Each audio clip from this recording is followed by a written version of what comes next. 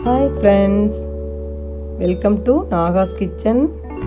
இது வரைக்கும் நம்ம சேனலை சப்ஸ்கிரைப் பண்ணாதவங்க சப்ஸ்கிரைப் பட்டனை ப்ரெஸ் பண்ணுங்கள். அப்படியே பக்கத்தில் இருக்க பெல் ஐக்கானை கிளிக் பண்ணுங்கள். அப்போ தான் நம்ம சேனலோட வீடியோஸை நீங்கள் மிஸ் பண்ணாமல் தான் பார்க்கலாம். வாங்க இப்போ வீடியோக்குள்ளே போகலாம். ஹாய் ஃப்ரெண்ட்ஸ், இன்றைக்கி நம்ம நாகாஸ் கிச்சனில் என்ன ரெசிபி பார்க்க போகிறோன்னா, புளிக்குழம்பு ஃபங்க்ஷனுக்குலாம் எப்படி வைக்கிறாங்கன்றதான் பார்க்க போகிறோம் ஃப்ரெண்ட்ஸ். என்னென்னா, இந்த புளிக்குழம்பு நான் வைக்க போகிறதில்ல, ஃபங்க்ஷனுக்கு சமையல் பண்ணுறவர் தான் வைக்க போகிறாரு. நம்ம வீட்டில் கோவிலுக்கு கட்டளை செலுத்துறதுக்காக பிரசாதம் செய்கிறதுக்காக அவரை வச்சுருந்தோம். அவர் 3 வகையான சாதம் ஒரு சுண்டல் ஐட்டம் பண்ணி கொடுத்தாரு. அதனுடைய வீடியோவை நான் அப்லோட் பண்ணுவேன், நீங்கள் பாருங்கள். இப்போ புளிக்குழம்பு அவர் எப்படி பண்ணுறாருங்கிறத பார்க்க போகிறோம். வாங்க. ஸ்டவ் ஆன் பண்ணிவிட்டு பெரிய பாத்திரத்தை ஸ்டவ்வில் வச்சுட்டு ஆயில் தேவையான அளவு சேர்த்துட்டாரு. அது நல்லா சூடாகிற வரைக்கும் வெயிட் பண்ணார். என்னென்னா, கடுகு மட்டும் தாளிப்பு போட்ட உடனே பொரிஞ்சதுனா தான் அந்த நம்ம என்ன சமையல் பண்ணாலுமே அது நல்லா மணக்கும், ருசிக்கும். அதனால் அவரும் நல்லா எண்ணெய் காயிற வரைக்கும் வெயிட் பண்ணிவிட்டு கடுகு சேர்த்தாரு.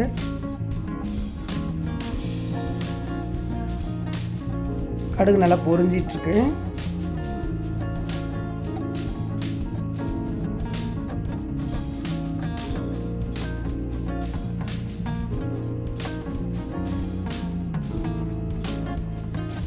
இப்போ கொஞ்சம் போல் கடலைப்பருப்பு சேர்த்துட்டாரு.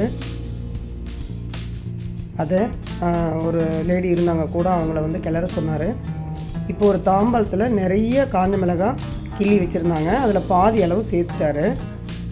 கருகப்பிலை 2 கைப்பிடி அளவு சேர்த்தாரு.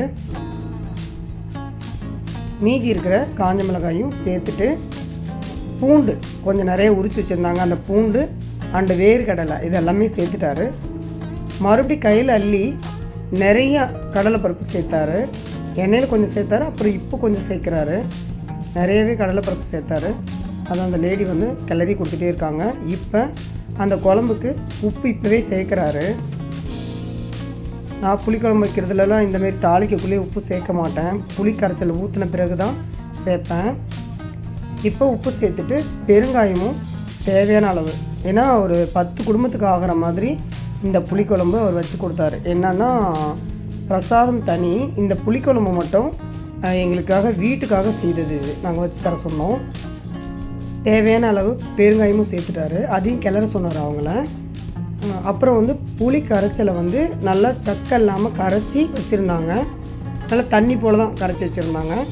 அதை ஃபில்ட்ரு பண்ணி வச்சதை மேலாமல் அந்த தாளிப்பில் சேர்த்துட்டாரு. அந்த புளி கரைச்சலை எல்லாம் சேர்த்து ஒரு மிக்ஸ் பண்ணுறாரு. இவர் தான் அவர் சமையல்காரர். இவர் பேர் மோகன். ஏதாவது ஃபங்க்ஷனுக்கு சமைக்கணுன்னா கமெண்ட்ஸில் சொல்லுங்கள். இவரோட நம்பரை நான் அப்லோட் பண்ணுறேன். ஏன்னா இவர் நல்லாவே சமைக்கிறாரு, நல்லா டேஸ்ட்டாக சமைக்கிறாரு. இப்போ அந்த குழம்புக்கு தேவையான மஞ்சள் தூளும் சேர்க்குறாரு.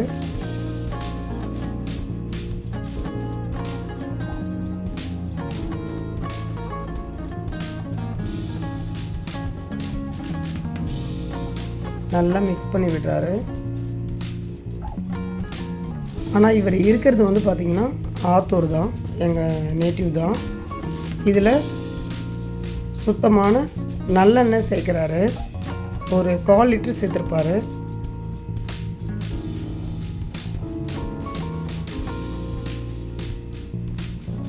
இது இப்போ நல்லா கொதித்து திக்காக வரணும். அது வரைக்கும் நம்ம கிளறி கொடுத்துட்டே இருக்க வேண்டியது தான். பாருங்கள், 2 பாக்கெட் மல்லித்தூள், 2 பாக்கெட் மல்லித்தூள், தனி மிளகாய் தூள் மதிப்பாக சேர்க்குறாரு. அவர் அந்த குழம்புக்கு எவ்வளோ சேர்க்கணுமோ அந்த அளவுக்கு தனி மிளகாய் தூள் சேர்த்துட்டாரு. மஞ்சத்தூள் மறுபடியும் போதாதுன்னு நினச்சார் போல், மறுபடியும் ஆட் பண்ணிட்டார். இதெல்லாம் சேர்த்து மிக்ஸ் பண்ணுறாரு. நான் புளிக்குழம்பு வைக்கக்குள்ளே மல்லித்தூள் சேர்க்க மாட்டேன். இவர் சேர்க்கக்குள்ளே தான் அதை பார்த்து தெரிஞ்சுக்கிட்டேன். த்ரோட் சரியில்லை, தொண்டை கட்டிட்டு பயங்கரமாக இருக்குது. சாரி ஃப்ரெண்ட்ஸ், பண்ண வைக்காதீங்க. இப்போ இந்த புளிக்குழம்பு நல்லா திக்காயிடுச்சு. இப்போ கொஞ்சம் போல், அவ்வளோ குழம்புக்கும் கொஞ்சம் போல் வெல்லம் சேர்த்தாரு.